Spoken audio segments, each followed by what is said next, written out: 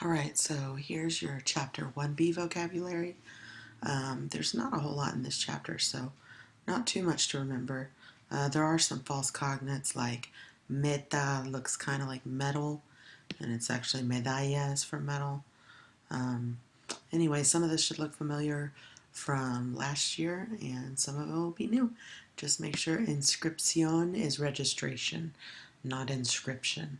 So, anyway, keep an eye on that, and let's move on to vocabulary matching. All right, so we are going to get rid of this writing. All right, so we are going to talk about the vocabulary matching here. So, Blake, Anita, ganaste el primer premio. Eres la campeona. Okay, so what am I saying? Exclamation as a hint there. I'm saying felicitaciones. And Anna's like, gracias, estoy muy blank. She's a girl and she's very stadium, took place, excited, goal, or championship. She's very excited. So, please, it's always my advice, and I've forgotten to say it until now, but on matching, you should write what these words mean out to the side of them before you ever attempt to read the sentences. It will make everything appear for you when you do that. So, choice B for that one. She is very emocionada. And he said, okay, now that you've won the championship, what are your plans? Well, my blank is to continue on winning. Would that be her goal? Would that be her stadium, or would that be her took place? It would be her goal. And where blank the race? Where stadium or where took place? Where took place? Where did it take place? And it took place in the stadium of the school. And that is it for that section. So now we're going to move right along, if I can, and we're going to do the keywords preterite versus imperfect. So we are going to go with orange for this. Nope, red. All right, so if it is a keyword that would most likely indicate preterite, we'll write a P. And if it's a keyword that would most likely indicate imperfect, then we'll write I. So, ayer indicates yesterday. That's most likely a preterite. Anoche, preterite. Todos los días. Notice that's plural. That's helpful to know. So that would be the imperfect. Siempre, the imperfect. El viernes pasado, siempre is always. El viernes pasado is last Friday. So P for preterite. El año pasado, P for preterite.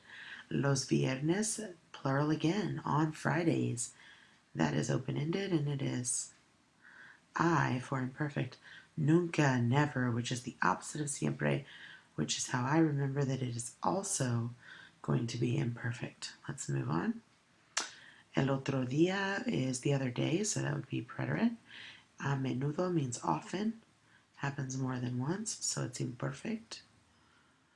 A veces means sometimes, so that happens more than once, so that would be the imperfect. Usualmente means usually, so that would imply more than once. Oops, that's supposed to be an I. All right, next one. Hace 3 horas que means 3 hours ago, so that indicates that 3 hours ago something happened, so that would be preterite. Cuando era niño, when I was a child, that would be imperfect. Un día, preterite, that's one day. Finalmente, finally, blank happened. All right, and esta mañana would be this morning. Cada día, every day. That gets the big old I for imperfect. Moving right along. All right, so when we're talking about preterite versus imperfect, and we're going to read this story, one thing that I like to do is pay attention to whether or not I could say, like, let's say, talked, and talked ends in that ed. That would be a preterite phrase, right? Or I could say was talking.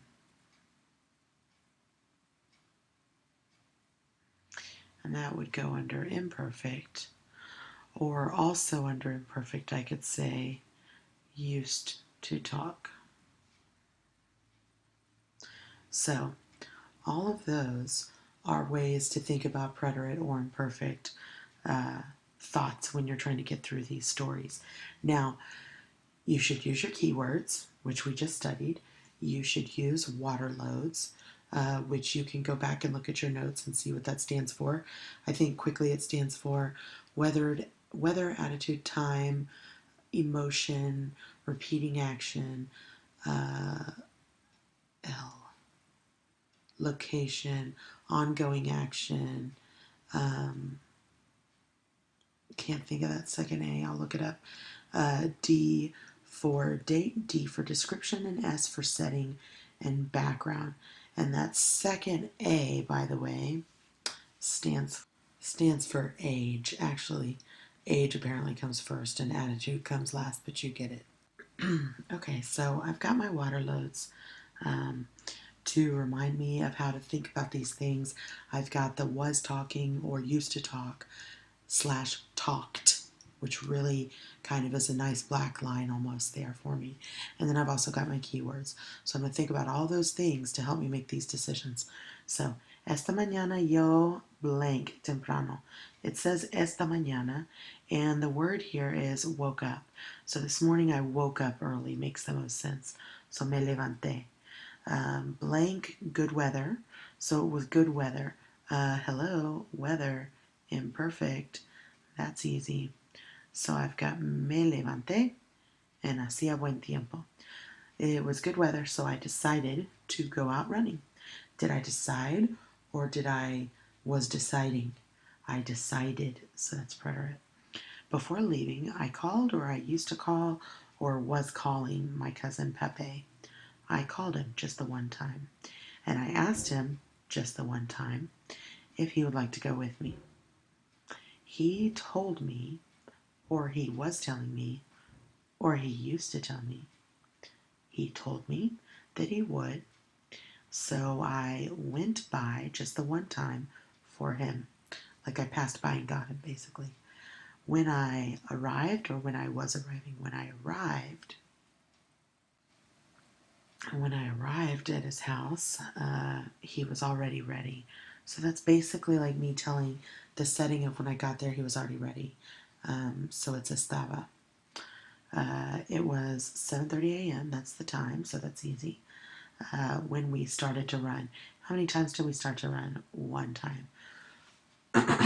So that's comenzamos.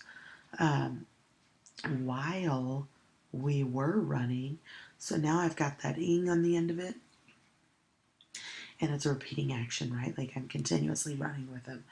While we were running, we were admiring nature. Technically, this could be either one. This one's kind of special because I could say we were admiring nature or we admired nature. But the one that makes the most sense is we were admiring nature. Reason being, otherwise, it's like we were running, all of a sudden this beautiful scene from Bambi or The Lion King came up, was beautiful, and then we passed by it and didn't admire nature anymore. Most likely, we just enjoyed the landscape and the animals and whatever we saw while we were running, which would be the imperfect.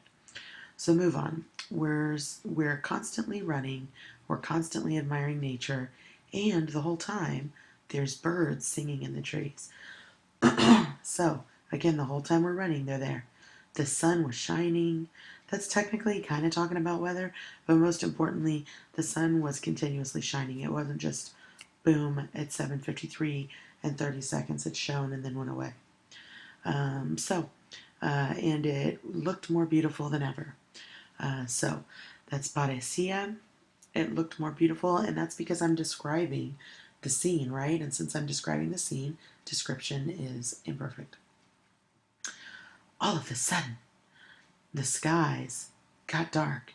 All of a sudden goes with preterite. So they just got dark like that. And it began to rain. Oops, sorry, secret answer, only that one. So it only begins to rain once, right? So that's usually going to be a preterite verb. So we had to return, and we returned home wet. We weren't having to return home, we just had to return home. And we arrived wet, not we were arriving wet. And that's it on that one. So that's it for chapter 1b. Next up will be chapter 2a, and then we'll move on to 2b.